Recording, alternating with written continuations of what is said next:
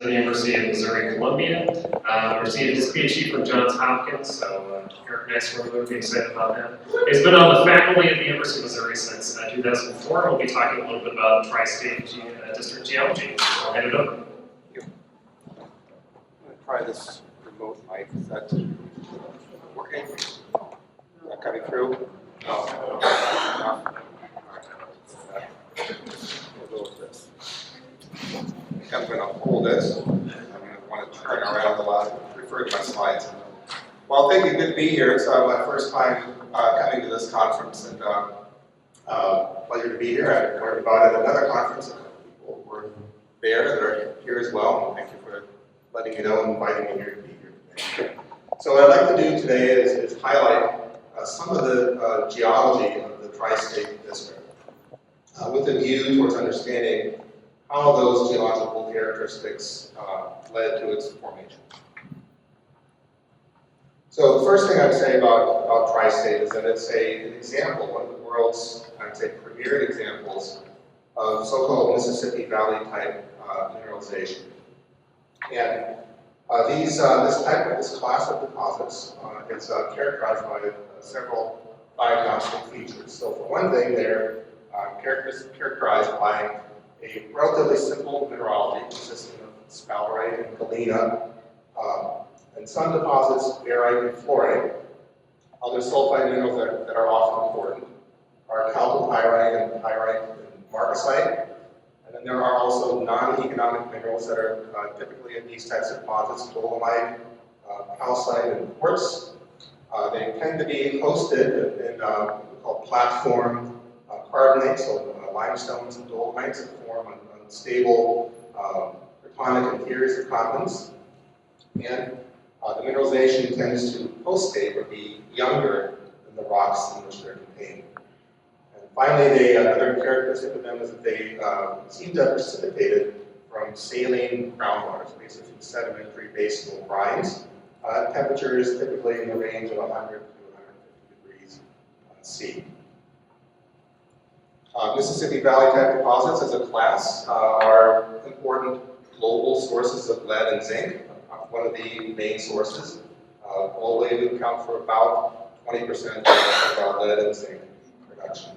You can see some other major sources of lead and zinc globally there on the pie charts. The sedimentary exhalatives are another major class, and then volcanogenic massive sulfides as the lithium and sandstone. So Mississippi Valley type deposits occur around the world. This region in the central United States is one of the premier areas for them. That's how they get their name. From some of the earliest discovered and earliest characterized examples occurring in the Mississippi River watershed. They occur all over the world, and there are additional important examples, especially in Australia, parts of South America, and also in Poland is another major example. Here's a close-up view of the central United States and much of the Mississippi River watershed.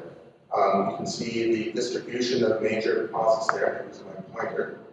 So tri-state is over here, and then we have as well several others in the Greater Ozark Plateau. There's 4 prominent examples, tri-state being one of them. Then actually the largest Mississippi Valley type deposit in the world, the Southeast Missouri District, is also in that region. The largest lead deposit in the world, lead mining area as well. And smaller deposits here, smaller districts in northern Arkansas and central Missouri. The so-called interior low plateau also hosts some important examples. Illinois, Kentucky, central Tennessee, central Kentucky. Here, kind of a geographic outlier, the upper Mississippi Valley. Several of these have been, or in a couple of cases still are, important producers of zinc and lead. This table provides a little more context for the importance of tri-state from an economic standpoint. So this table shows in rank order of the largest MVT ore districts in the world, and you can see that tri-state ranks 3rd on that list. It's the 3rd largest known Mississippi Valley type ore district in the world. Originally, probably had around 500 million tons of ore, producing combined zinc and lead of about 14.5 million tons. The largest, as I mentioned, is southeast Missouri, with an original endowment probably around 900 million tons of ore, leading to about 53 million tons of combined zinc and metal. Tri-State is also one of the largest zinc districts of any type in the world. So you can see here the top 6, what their zinc content is, and then Tri-State, I don't know exactly what rank it would have, but it's in the neighborhood of some of these other major zinc districts around the world.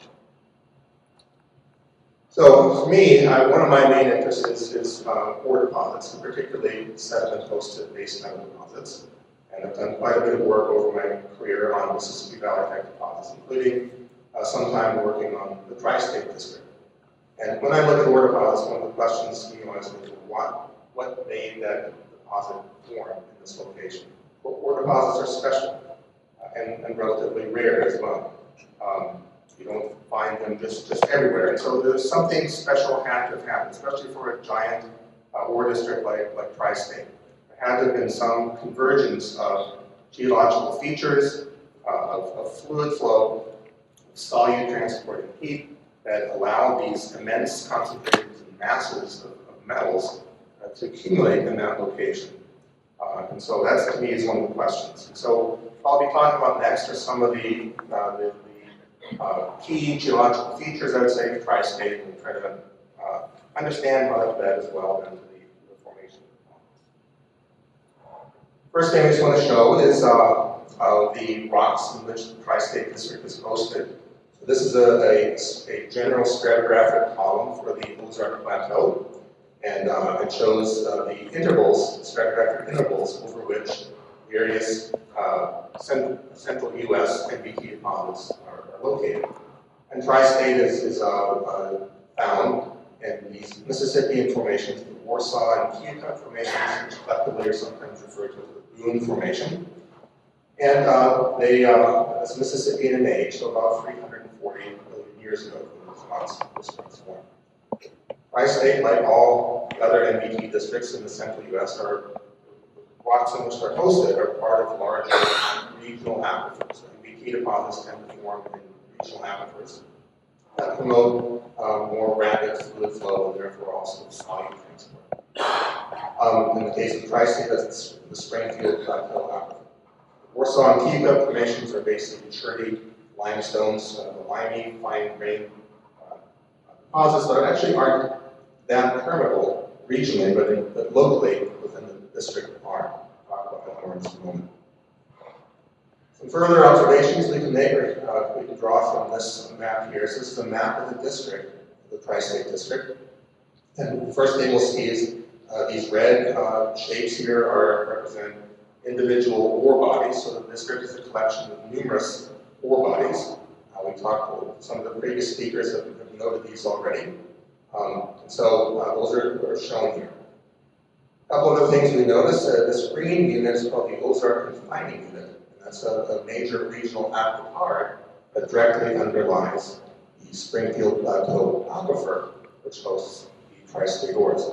So that confining unit is absent from the Tri-State district. So you can see how most of the ore bodies lie within this window, this missing interval of Ozark confinement.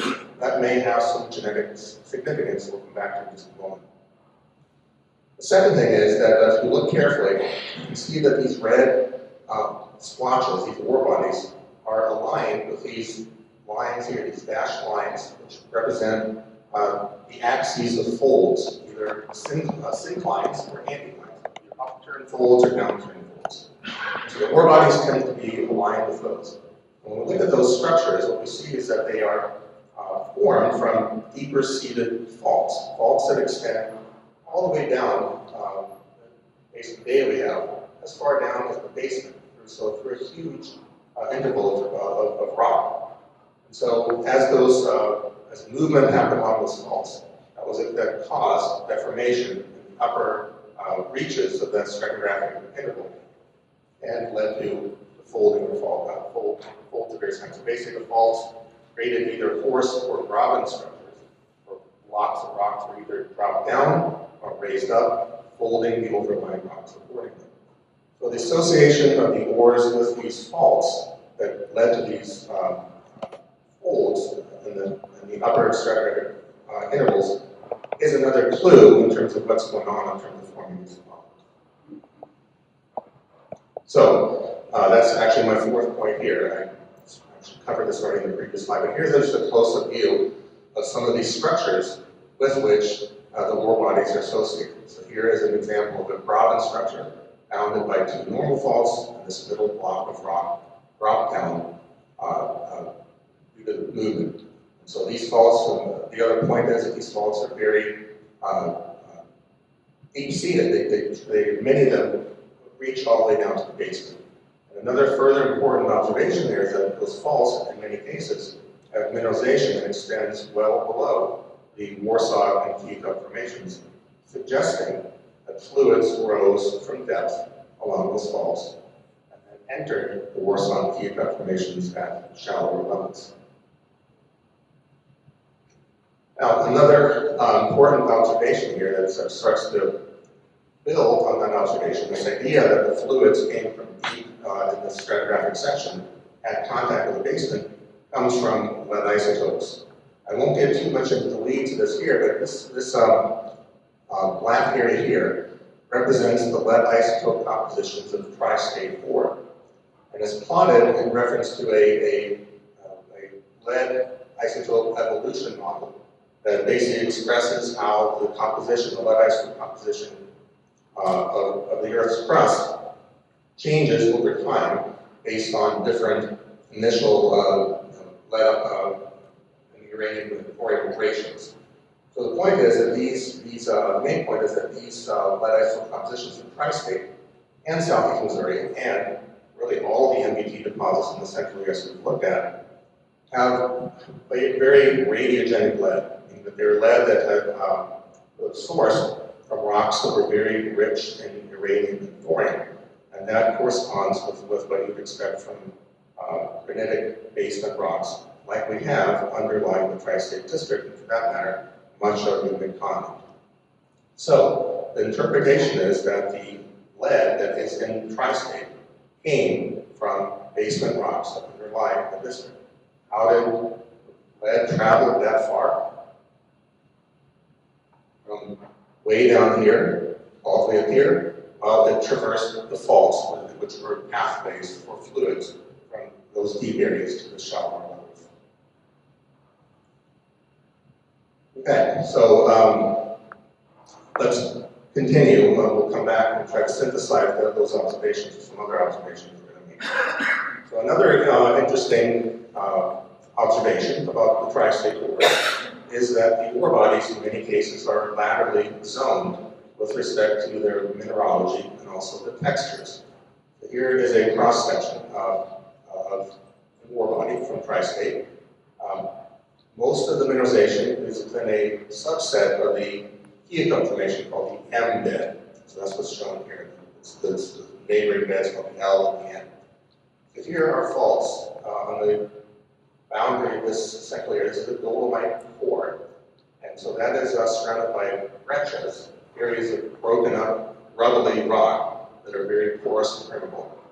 And the ore tends to be on the boundary between this dolomite core and breccia zones, which then grade out symmetrically, laterally from this core into recrystallized limestone, and then finally you get out to the unaltered limestone up there.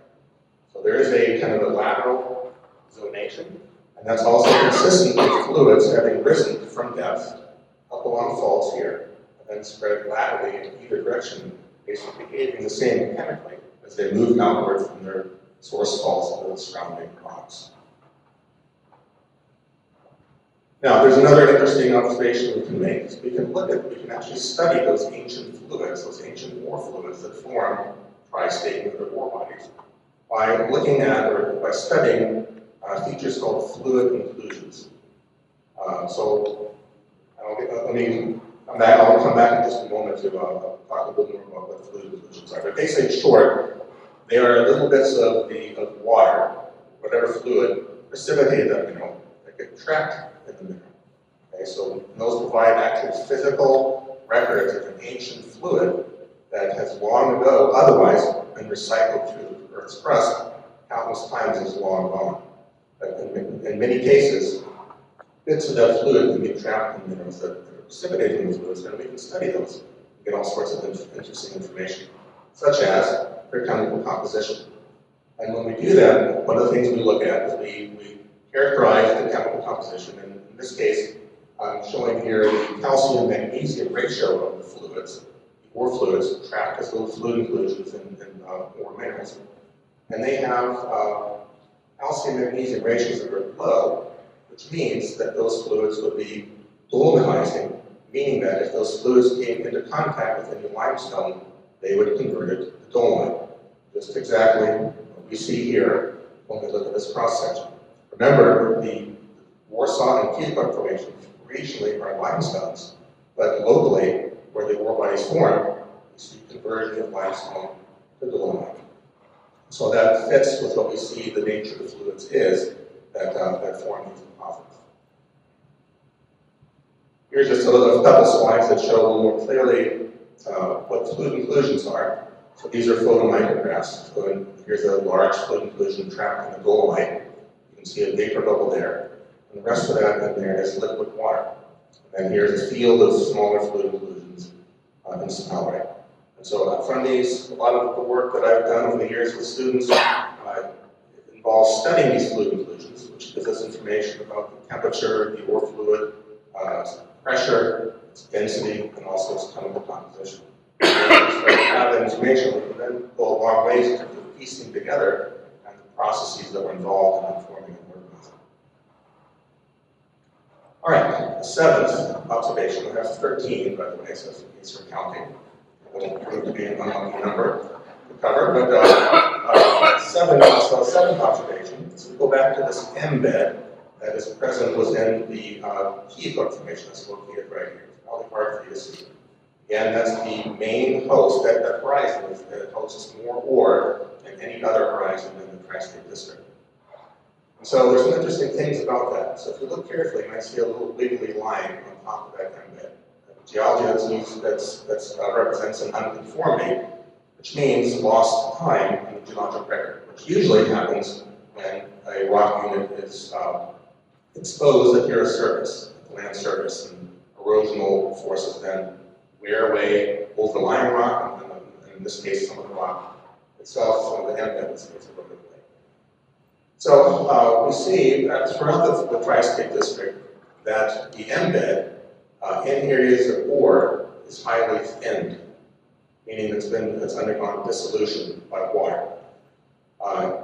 In the ore, outside of ore bodies, regionally, the embed has a thickness maybe on average of around 21 meters, as I recall. Within individual ore bodies, it can be reduced to as little as 2 to 9 is kind of the range. So it's been thinned quite a bit, and probably by a process we call karst, which happens when limestones, which are relatively soluble in water, are exposed at the Earth's surface, and then water, meteoric water seeps into those limestones and dissolves them away and forms features like sinkholes, caves. And so that's what was happening 340 million years ago or so in the embed and that rock. And in the process of that, so if you recall, if you've seen sinkholes, you know what happens then. A hole basically is formed by water dissolving away some of the limestone, and then often the overlying rock, if it's strong enough to support its own weight, and it collapses in the hole, forming basically a big pile of rubble depression. And so those formed in many places throughout the Tri-State District. And probably at the time that the embed was exposed at the Earth's surface, we had an environment that looked like this, karst environment, we call that, where lots of limestone dissolution was happening in places that were sinkholes, like we see here, that formed caves and so forth. And many of these then collapsed, form features like this, where you can see this loose, rubbly rock that then later was invaded by ore fluids that cemented that up with ore minerals, sphalerite, bonita, and also the gangue minerals, dolomite and calcite and quartz. So this is a kind of a generic representation of a breccia body that's formed basically from a sinkhole process. You see features like this in tri-state, sometimes what the miners call circles. And in other locations, the brecciation, the dissolution form kind of extensive sheets, sheet-like bodies that all were full of breccia like you see here. And then in some cases there were runs, which are kind of longer, sinuous bodies, also full of breccia. The reason why breccias are important in any kind of ore deposit is because of their high porosity and also their higher permeability. Higher permeability means that fluids can flow through them faster and deliver solutes at a faster rate, and therefore build up ore grades more efficiently. And also this large space in between individual breccia classes provides more room for mineral growth and allows them to get bigger, more plentiful. If you look at the pattern of mines in the tri-state, this is a partial scan from the picture field showing the distribution of mining here in red. And the pattern of ores really looks a lot to many of us like a modern day karst field. You go to an area where there's been a lot of karst topography forming, sinkholes and caves and springs, and losing streams and things like that. That pattern resembles, if you look at a topographic map, that looks a lot of the pattern of mineralization we see in tri-state. So you could argue that tri-state is basically an ancient karst field that's been mineralized by later sedimentary brines. So what we're building towards is an understanding in which the individual ore bodies in the tri-state district formed from rising fluids from depth, probably fluids that had interaction with the basement, scoured their lead from there, rose long distances along faults that were prevalent and still are in tri-state. And then when the fluids left those faults, where the faults intersected highly permeable horizons within the Warsaw and Keep formations. Maybe that happened at greater depths too, we don't know, we don't have access to that, but in the Warsaw Keep formations, it seems to. So here is a numerical model that tries to represent the flow of fluid and also of heat in a province structure from the tri-state. This is based on the Blue Goose mine. And so it's probably hard for you to see. This image here is a zoomed in version of this area from this white box here. But what I want to focus on is these flow vectors, which are right here. So fluid is flowing up the fault, and it bypasses, it stays in the fault until it gets to this horizon there, which has a more permeable rock layer, the M bed, which is brecciated. And so because of that, the fluid can leave the fault and now start to flow laterally outwards from it. So this calculation basically confirms what we infer from observations. So sure enough, if you look at tri-state ore, you see a lot of breccia ore, like here. So here's a beautiful breccia. You can see some, it's not showing too well in the projection, but this is some sphalerite there, filling some of the space between classes. This reddish stuff here is sphalerite. If you look carefully, you can see light, dirty class breccia making up the rock. Another thing I forgot to mention before was that we observed that the tri-state ore is the host rock is very cherty. And that also is a function of the dissolution that the M-bed primarily experienced, because the meteoric water dissolution of limestone dissolved away the limestone and left behind the insoluble chert residue. So that became much more concentrated in the host rock as a result of that. So typically, the cherty ore that you see, the ore that you see is typically in cherty breccias. A few more observations. The single most important guide to ore that miners found in tri-state was the presence of a gray dolomite spar. They had the same spar, they were referring to this gray dolomite as the mother of Jack, which means spout, which is the main commodity in this region. So here is a paragenetic sequence which shows basically the order in which the main minerals that occur in the tri-state district were precipitated. And so this gray dolomite is the first thing that was precipitated. Okay? And then the sulfides came in a bit later. Here you can see the sphalerite, they have almost at the same time. And these bars basically represent, in a relative way, the length of time different minerals have precipitated. When gray dolomites are precipitating, then that was an indicator that sulfides would fall. And we can then start to understand why that should happen when we refer back to the fluid inclusion data I shared earlier, which is that we have fluids that were basically supersaturated with respect to dolomite, and therefore should easily form dolomite. So as soon as they had the chance to do that, they did, and that's what we see here.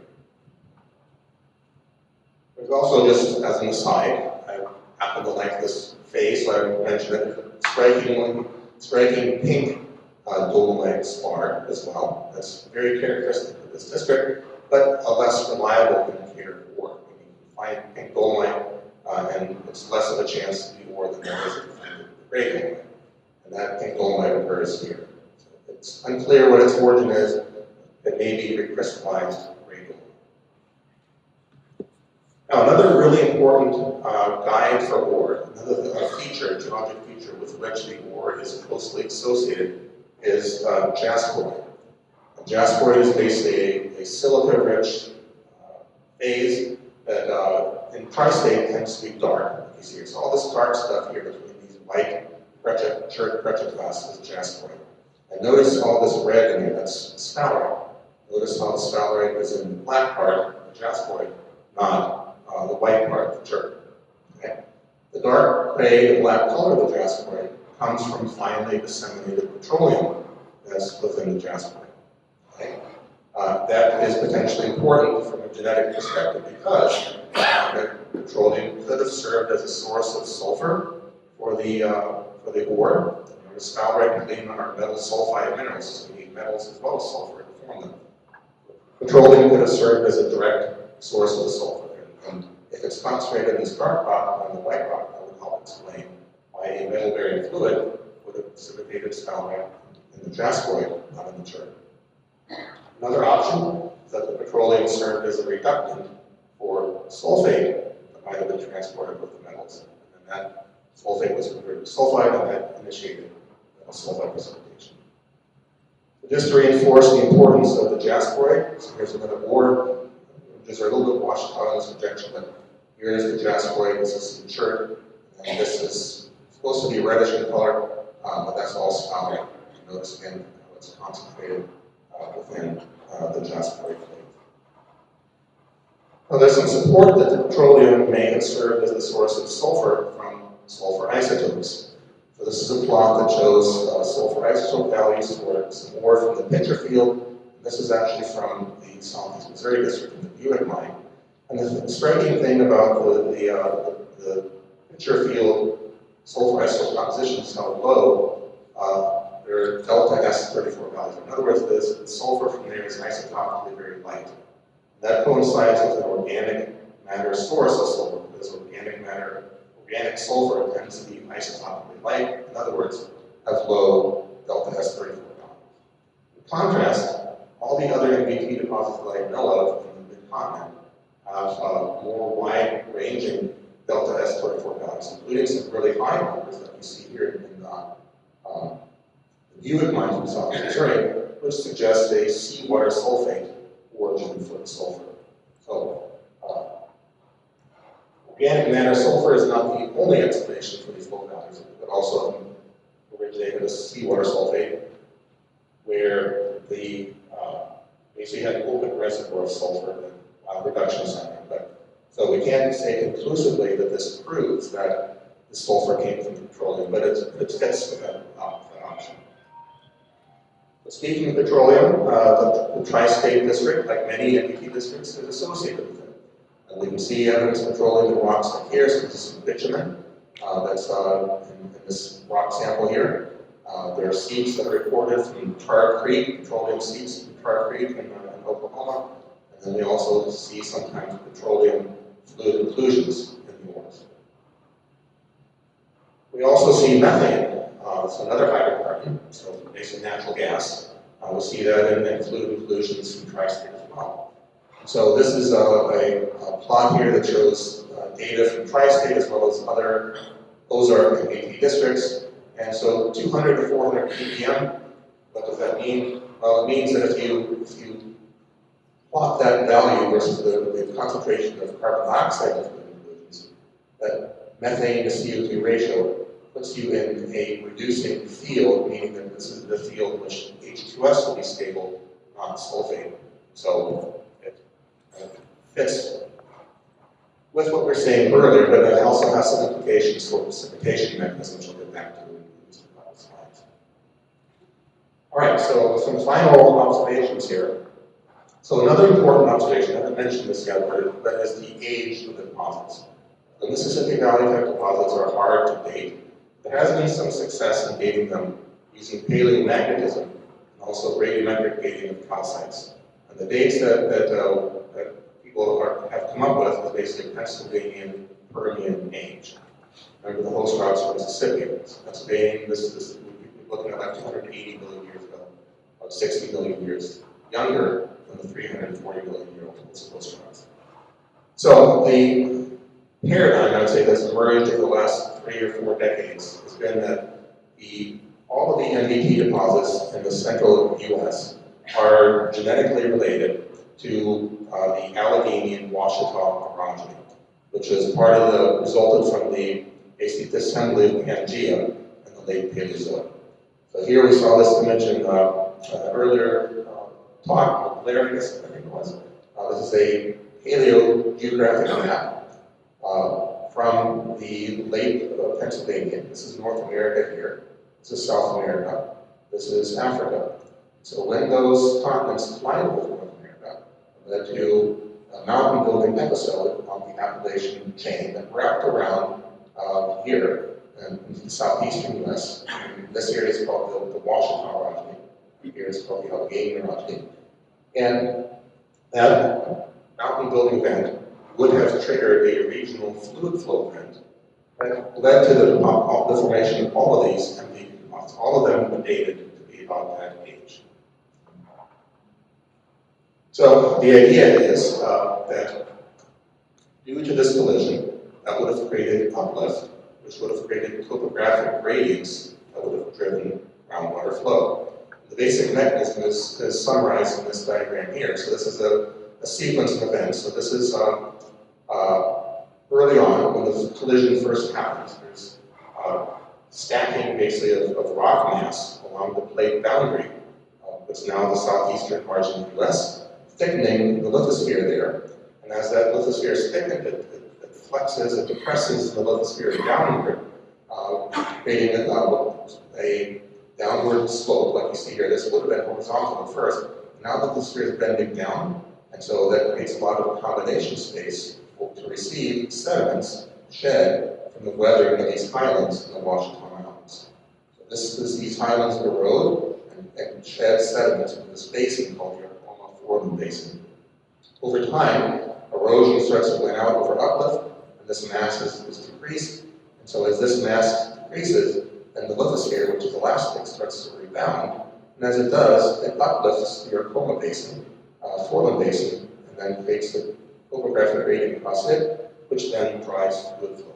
The fluid flow that formed Tri-State and the other MPT districts in the central US occurred when this happened. Because in the basin is where you have long, unbroken, continuous aquifers that would have accommodated long-distance fluid flow more efficiently than here in the fold and thrust zone. Eventually erosion wins out, and then the whole system starts to be flattened and ceases to become a good, vigorous flow system. So we've looked at this as well with a numerical model and tried to just model that whole process of how fluids would have flowed in that kind of environment. These show a couple of snapshots of that. So this is a results of the model that show the flow lines created by that process, the temperature field, and also the evolution of salinity. And without going through a lot of results there, just to give you the take-home from these studies, which is that pretty fast flow rates can be generated in the order of 1s to 10s of meters per year. And high temperatures can be generated in the NDT orthoing range that we observe. And also, the salinities needed for orthomation can also persist for 1s to 10s of millions of years. So we have a system that could sustain appropriate appropriate ore-forming conditions for ones, tens of millions of years, most likely. A lot of uncertainties that go into these models, but through all the sensitivity analysis, I'd say those are some conclusions we can land on. All right, moving here, because I'm starting to go over. There's one other aspect of this model. So here, remember, this is a zoomed-in view of from the previous slide, showing the flow field and the temperature field. In the Tri-State district, this is the Ozark confining unit here. Notice the window here. There's faults that aren't explicitly shown, but they exist here.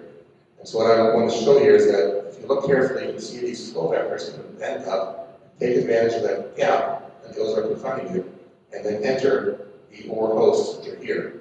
So this is basically just illustrating the importance of the gap or window in the Ozark confining unit in the presence of faults and admitting fluids from depth into those key shallower Mississippian rocks.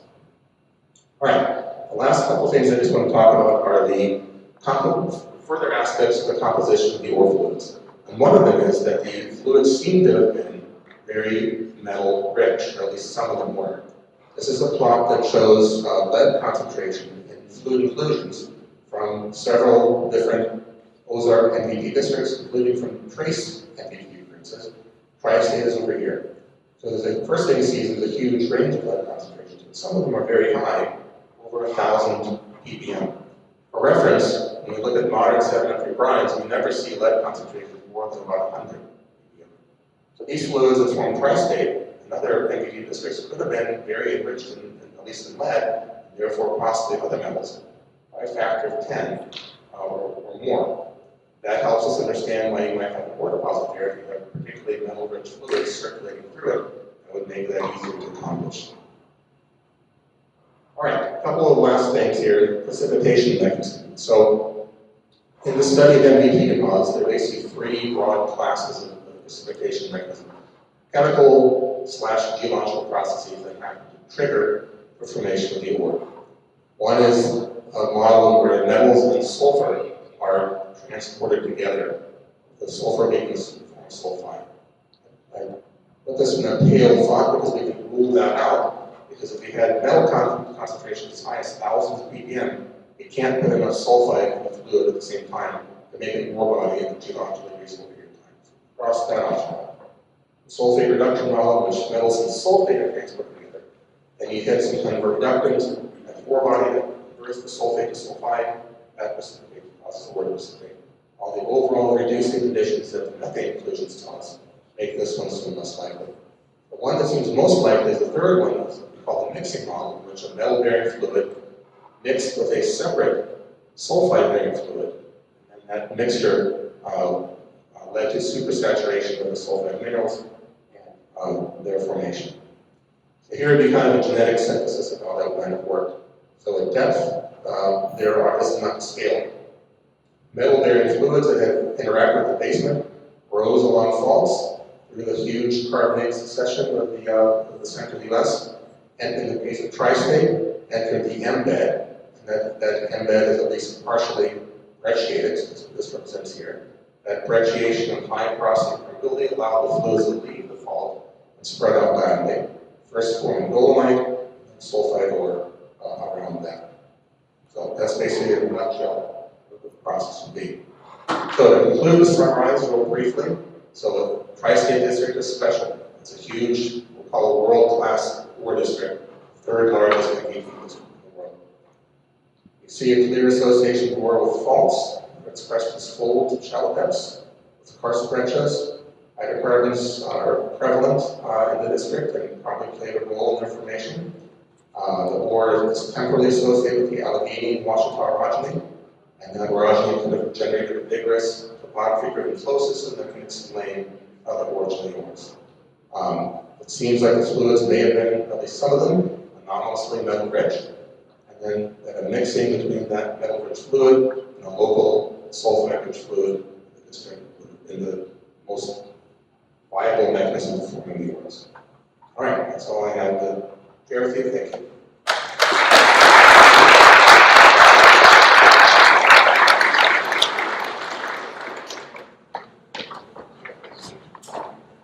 All right, we'll hold questions now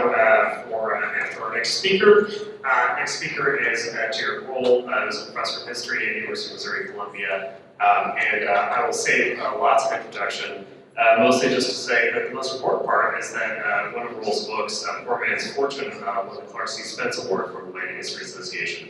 And so you'll hear a little bit more about the mining history of the Tri-State District from him.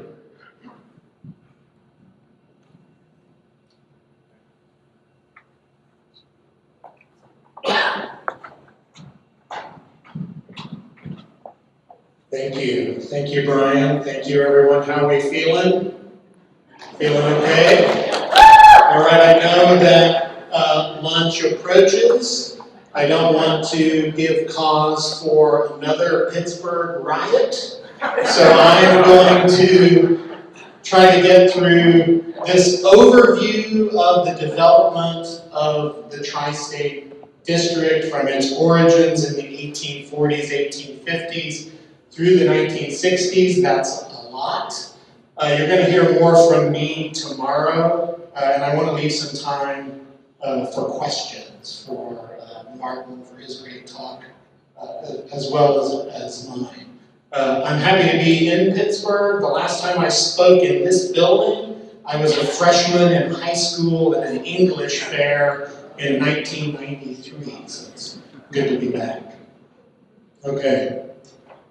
I'm going to show you some more maps here. That's not showing up very well. We're talking about the Tri-State District. It covers 5 counties, 3 counties in Missouri, Jasper, Newton, and Lawrence, Cherokee County, Kansas, and Ottawa County, Oklahoma. As Martin made clear, the leading zinc producer in the United States, the 3rd largest lead producer in the United States. But throughout that history, the Tri-State District mining practices were described routinely and regularly for decades by mining engineers from around the United States and around the world as crude, primitive, backward, wasteful. And this is where I'm going with my title, The Modern American Frontier. The Tri-State District, for basically 60 or 70 years, is considered a crude, backward frontier, right? Using practices that better educated, better trained folk in richer districts couldn't believe how this district could generate the ore and the mineral and the wealth that it did using these backward practices. It's slow to mechanize, it's resistant to safety practices, to planning and coordination, mining for the short term, not the long term. In the beginning, there are few maps. There's little cooperation between miners. It is chaotic at times, anarchic. It's been described by Errol Gibson, whose fantastic book, 1972 book. The title is Wilderness Bonanza. Errol Gibson's papers, by the way, are held at Missouri Southern State University. Another local historian called it a prairie jackpot. So we get an image here of mining, but also very primitive, crude conditions. But I'd like to argue that the Tri-State District was also thoroughly modern, a modern American frontier, innovative in practice. As I said, a leading producer of essential American metals, lead and zinc, that are integral and vital to the development of American industrial capitalism. And what I'd like to argue is that the district's apparent backwardness or primitiveness, resistance to modernization, are actually key factors in enabling the district's success, its modern success. Competition, flexibility, innovation. All of these things make tri-state mining companies cheap, but also lucrative, but also, like the rest of American industry, difficult to sustain. So, building on what Martin has told you, this developmental history is based largely on geology and geography. What we encounter in the tri-state are irregular formations, the absence of precious metals, and an early distance from market centers. This situation created conditions that enabled an entrepreneurial, poor man's mining culture that wrung profit out of often low-yield base metal formations, and in time doing that with important advantages bestowed by the federal government. So I'll break down the history of the Tri-State District development in 3 periods. The first is the poor man's camp period. The second one is what I'll call a period of competitive intensification. And the third is a period of corporate consolidation. So the first of these, the poor man's camp period, originated in Newton County and Jasper County. I'm really upset about my map there, it didn't work out. Beginning in the 1840s and 1850s and running through the 1880s and 1890s. This is a period when working miners with little capital could secure speculative leaseholds that they developed themselves in, as Chris told us last night, either the 2-man you and me mining partnership or slightly larger mining partnerships.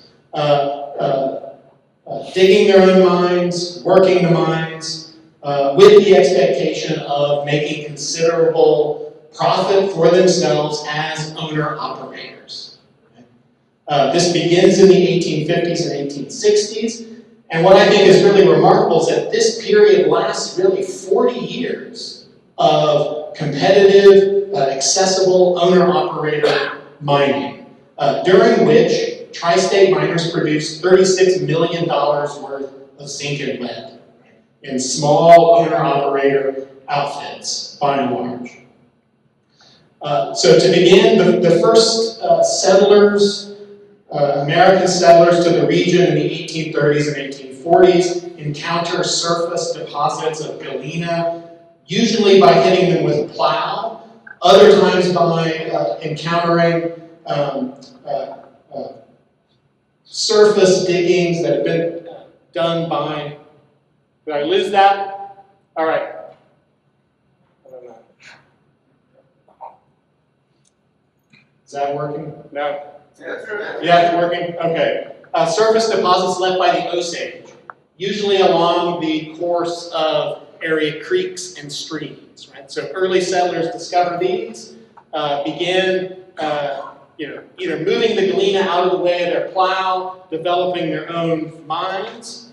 For example, one of these in Newton County, which is, we're in the technological here. This right here is the Spurgeon mine. 2 brothers in their field hit galena, developed their own paying mine. It's 20 feet deep. One of them's working in the ground, the other's working the Armstrong windlass, pulling up the galena. This is the general pattern until the 1850s, when news of these surface galena discoveries reach better trained miners in the upper Mississippi lead field here in southwest Wisconsin and the older eastern Missouri lead belt. Those miners come to southwest Missouri looking to establish their own poor man's camp owner-operator mines. That influx of better trained miners leads to slightly deeper diggings. They know what they're looking for in terms of surface outcroppings. You get an expansion of mining at a time when the United States desperately needs it. So in 1855, the United States consumed 48,000 tons of lead, but produced from its mines only 18,000 tons of lead. So we're already at a deficit in 1855, caused by urban growth, caused by military expansion. That deficit of lead pushed up prices that added further incentive for miners from these older fields to come to southwest Missouri looking for more lead. And they find it. In 1855, a miner named Robert Brock is exploring a creek that runs here into Shoal Creek, north of what will become the town of Granby. And this is actually the first major strike in the district at Granby in 1855, which initiates what's called the Granby Stampede. News of that discovery bring hundreds of more miners, from experienced miners, but also amateurs looking to try their luck in Newton County.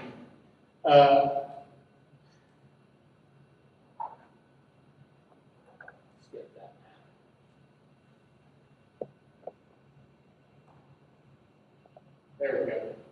This is a picture of Granby from 1857. You get a sense of a landscape that's literally covered by mining shacks, by small holes, by small teams of miners working the ground, giving the impression of what one observer called a prairie dog town, right? A town of prairie dogs covered by small partnerships.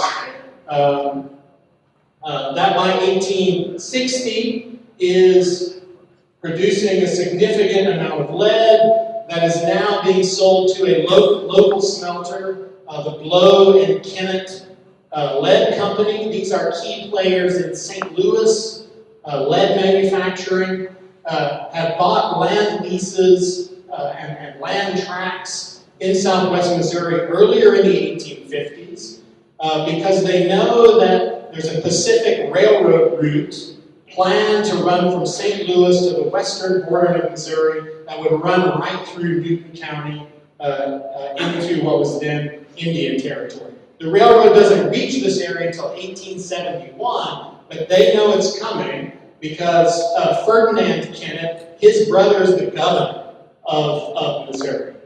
So they are investing in leaseholds and land tracts, and then in the late 1850s, building this smelter at Granby that provides a local buyer for these small mining teams to sell their galena to the smelter.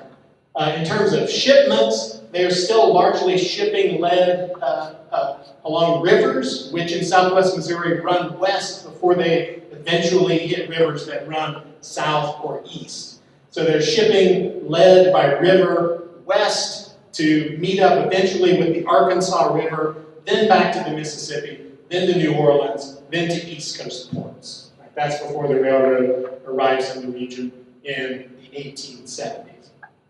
But news of this development attracts more and more miners. And so what we see in this period is miners fanning out across Newton County into Jasper County, looking for evidence of galena, surface evidence, digging holes, finding that galena, developing paying mines in a pattern of exploration that's driven by this poor man's ethic of entrepreneurial discovery.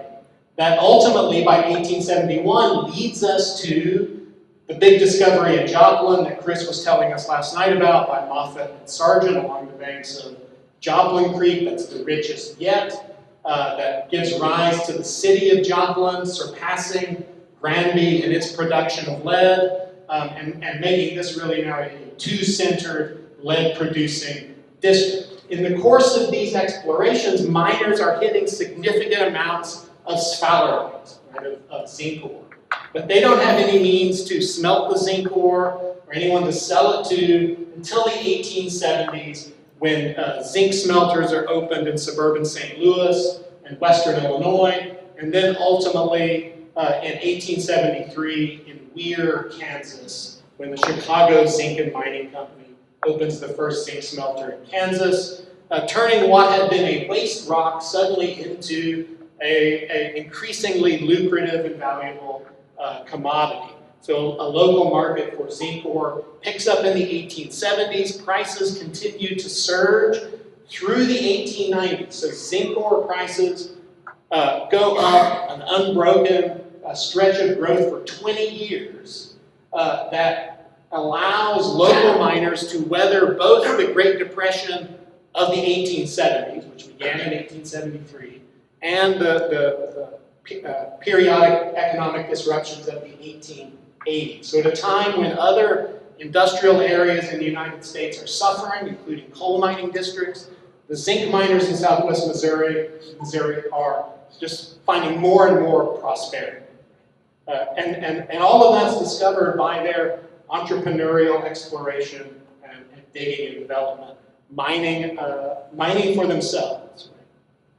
As one St. Louis observer said, Joplin's poor miners, while they have lacked the capital, they have possessed abundant nerve, and that has pulled them through, taking the chances in southwest Missouri and finding lucrative pay dirt.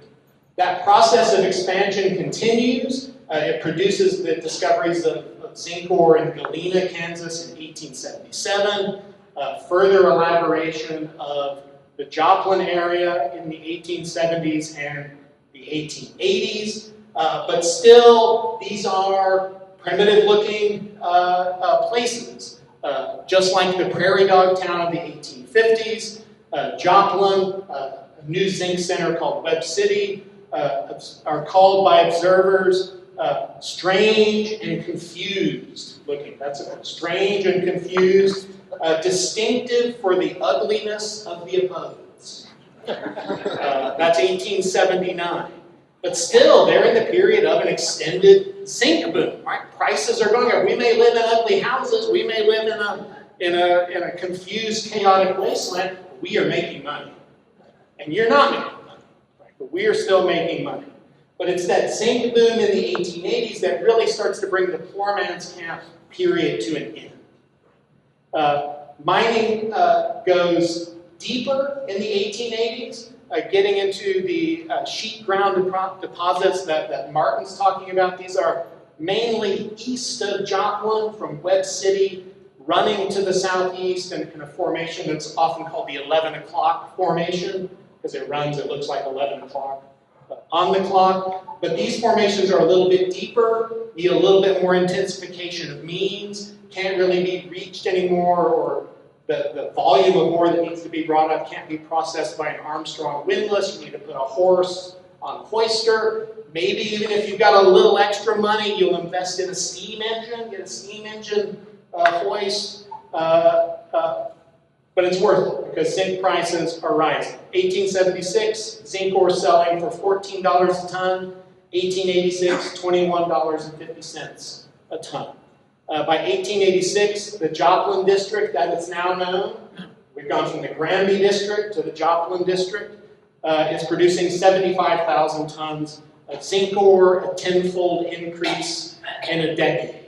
And those sheet ground mines, the Webb City, Carterville mines, are the leaders.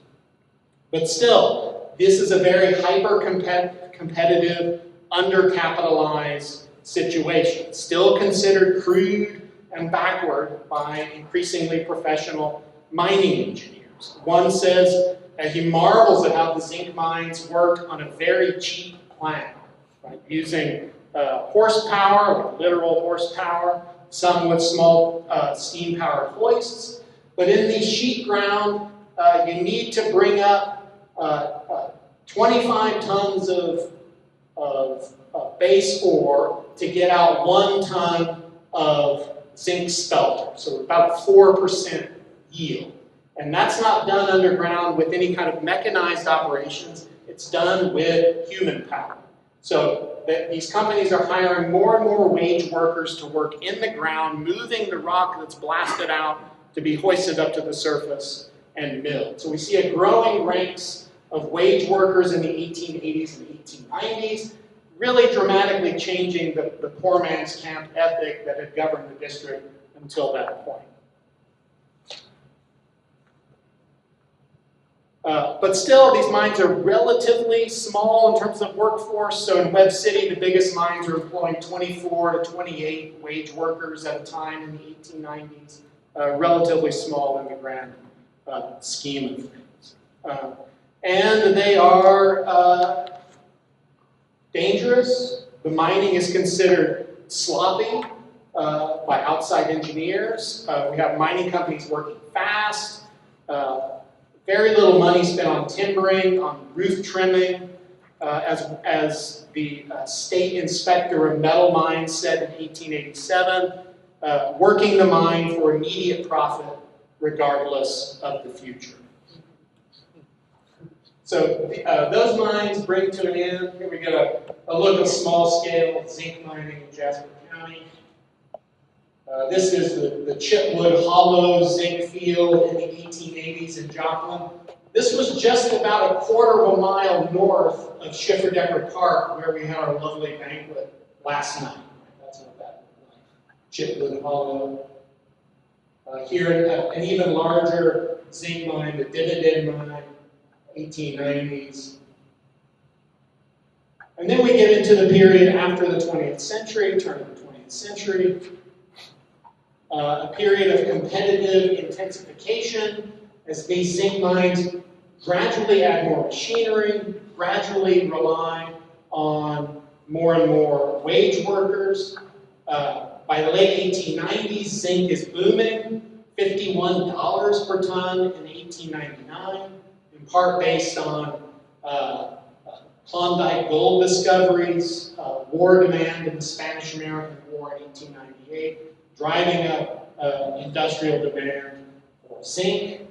So we still have companies, but still small companies, and they are following the pattern that the poor man companies followed before them, moving out, exploring new areas, making new discoveries, Hell's Neck, Chitwood Hollow, and into Peoria in Indian Territory in the 1890s. The district at the turn of the 20th century is producing about 250,000 tons of zinc ore a year and 30,000 tons of lead mineral. Most of the miners now in this period, though, working for wages. And what we see in this middle period is the number of companies shrinking as they grow. So 1904, there are 500 mining companies mining in the tri-state district. By 1914, there are 150. So still a lot, but dramatically shrinking in number from just 10 years before. One of the early leaders of those growing companies is the American Zinc, Lead, and Smelting Company, which becomes the district's biggest by 1914. But still, outside mining experts lambast it for using crude and wasteful methods.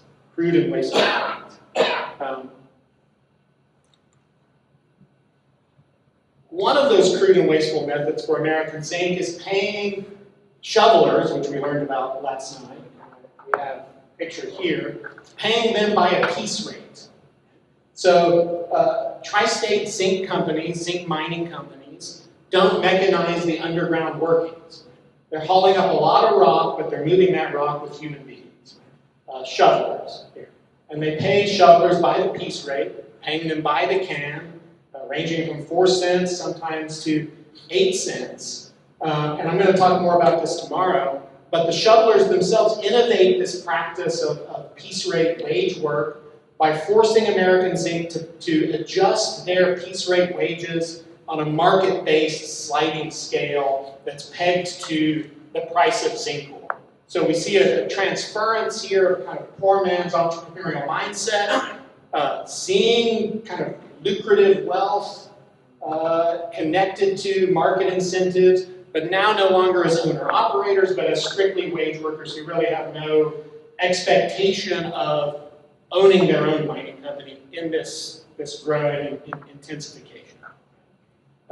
And that's seen as a major victory for workers in the district, getting piece rate wages pegged to market price of zinc, which, as we've seen, just continues to go up and up and up. And it continues going up during World War I when demand reaches the highest point ever. But World War I brings us to the final period in the district. Let's show you some more shoveler crews. Discovery of the richest zinc deposits yet in Ottawa County, Oklahoma. Chris talked about that stuck drill rig that hit what would be the center of the Pitcher Field in 1913. We see a rapid transformation of mining emphasis from southwest Missouri to northeast Oklahoma during and immediately after the war. Essentially, high wartime prices exhaust what remains of the sheet ground deposits in southwest Missouri. Companies just mine those out ruthlessly. And then we see an explosion of mining activity in Oklahoma. By 1925, Oklahoma is producing 725,000 tons of zinc ore a year. That's the high point, 1925. Missouri in 1925 is only producing 157 tons. 157 tons. In 1916, it had produced 322,000 tons. So see a complete transference of mining activity to northeast Oklahoma. The big player there is Eagle Pitcher, which has its origins in Joplin. But Eagle Pitcher decides to run its underground operations like most mining companies elsewhere. There's the pattern of subleasing, of leasing and subleasing that defines Southwest Missouri is not really prevalent in northeast Oklahoma. 1932, Eagle Pitcher opens this huge central mill at Cardin, which becomes a main repository for all zinc production in the area. And then Eagle Pitcher and Oklahoma miners hit the Great Depression, when finally the price of zinc begins to fall and really into free fall, right as Eagle Pitcher is mining out the best paying ore out of the tri-state district. By the late 1930s, it is considered a marginal field. It's propped up during World War II by federal wartime subsidies for marginal ore producers, and into the 1950s, after the Korean War, we'll see a further expansion of subsidies for marginal ore producers. But by the late 1950s, it really makes no sense anymore to continue to prop up, from the eyes of the Eisenhower administration, to prop up domestic ore producers when you've got all kinds of cheap ore coming from South America and elsewhere that starts to provide the U.S. its main source of zinc ore. We're a little bit over time. I'm going to pick up on some of those points tomorrow. Happy to say more in Q&A period if we have time for that. Thank you.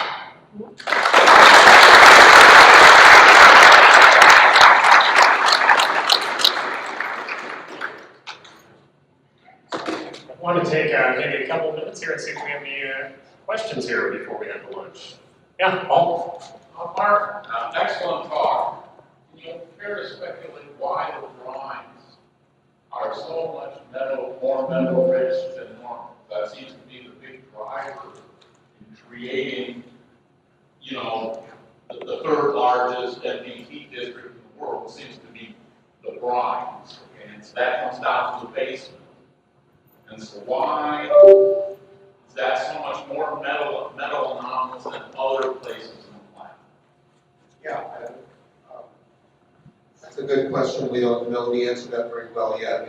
What I would say is that metal-rich nature of the core fluid, we see in tri-state is typical of the other mid-continent MPT deposits we've looked at so far. Even trace occurrences of MPT mineralization seem to have this high metal symmetry. Certainly, the fluids are very capable of dissolving high concentrations of metals because they're so salty. Why they did that there and not elsewhere isn't really clear. Actually, I have a student right now that's working on part of that problem, looking at how brines interact with red bed facies in the Lamont sandstone, which is actually the main aquifer in the southeast Missouri district, not probably in tri-state. But so we'll see. We're just getting the first results now. But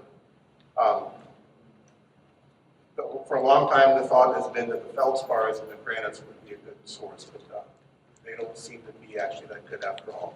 Yeah, I mean, I've heard that, the feldspars and the granite. I mean, it's just bloody granite. And there's a lot of granite basement elsewhere, too. So that struck me as, there's something else going on, particularly for the amount of lead. And we're not talking viburnum, but the same deal, right? You're somehow generating that much richer fluids than in other MPT districts. And so there's got to be another mechanism there.